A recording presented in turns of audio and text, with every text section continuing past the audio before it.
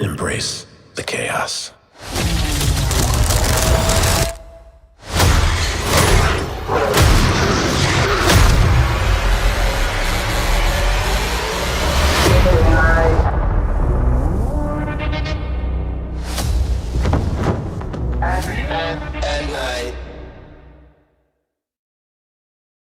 In Moon Knight, museum gift shop employee Stephen Grant discovers that there's a part of his life he has no control over and no memory of. Mark Spector, a mercenary working at the behest of Egyptian god Khonshu, can turn into Moon Knight, a vigilante focused on dishing out vengeance. Mark and Stephen go on a journey together, learning how they are connected, why, and eventually how to balance their lives together. Meanwhile, Ethan Hawke portrays a cult leader intent on unleashing an Egyptian god to eradicate any chance of foul acts in the future, even if it means killing millions. Moon Knight is one of Marvel's more interesting properties in recent years. It is Marvel Studios' first attempt at a superhero origin story on TV, via Disney+.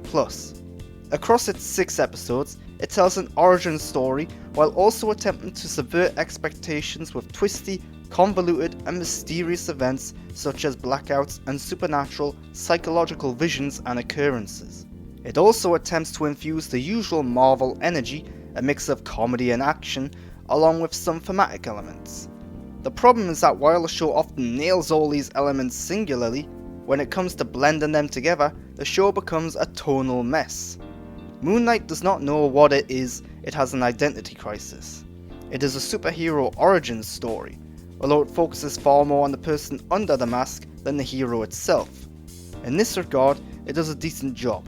It hits all the traditional familiar beats and moments.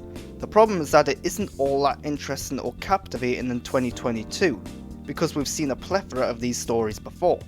It tries to be comedic, often successfully too, but sometimes the comedy of Moon Knight feels forced, or a tad too childish.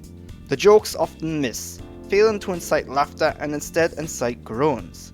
Stephen Grant is the main provider of such material and is supposed to be the comedic relief of the show. He succeeds, but too much of the time he feels like a cartoon character, perhaps deliberately so, for reasons I won't get into. It's a suitable thing, but without the explanation that comes late in the season, it just comes across as awkward. Moon Knight is also somewhat darker and moodier than many Marvel properties thus far. There's an episode about halfway through that is clearly inspired by The Mummy, with fearsome villains, jump scares and very atmospheric sets and locations. The themes surrounding religion and mythology also ground the show in a more serious reality. All of this is cool and interesting and a little different for a Marvel property, but the more traditional Marvel elements clash with these elements, confusing the show and create a tone that is neither funny or cheerful enough or serious or moody enough. Oscar Isaac anchors the show as best he can as Mark Spector, Stephen Grant and Moon Knight. He makes Stephen Grant a very charming and likeable and quirky individual. In many ways he's the heart of the show, but as previously mentioned, he's often a tad too cartoonish and the accent, while deliberately bad, is often distracting, especially as a British person watching this show.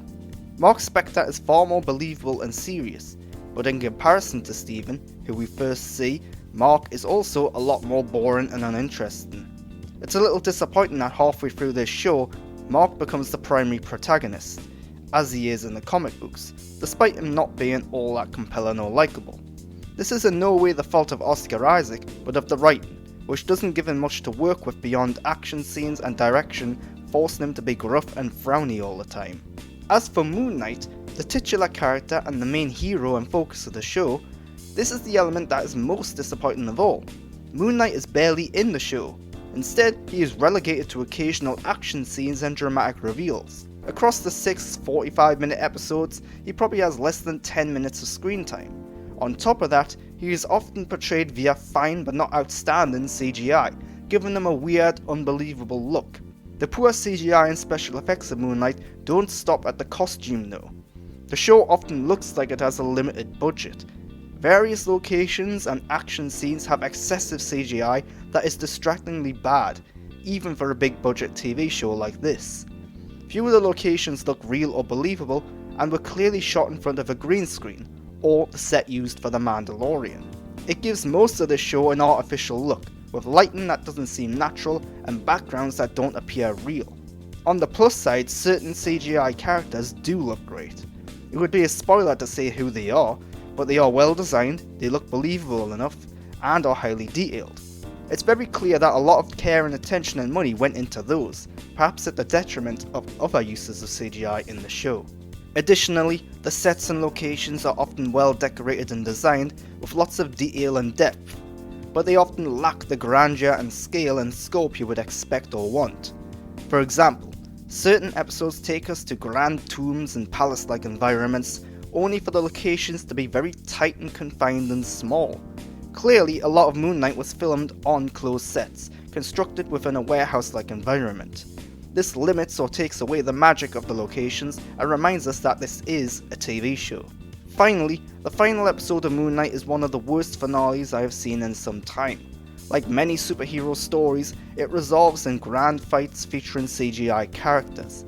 The final episode rushes along, giving certain characters closure in a race to the finish line and establishing what's next for other characters in a way that feels forced and unnatural.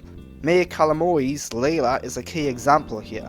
Her character is given little to say or do all season, and in the final episode undergoes a major turn and arc, setting her character up in a cool but unnatural and unexpected way for the future.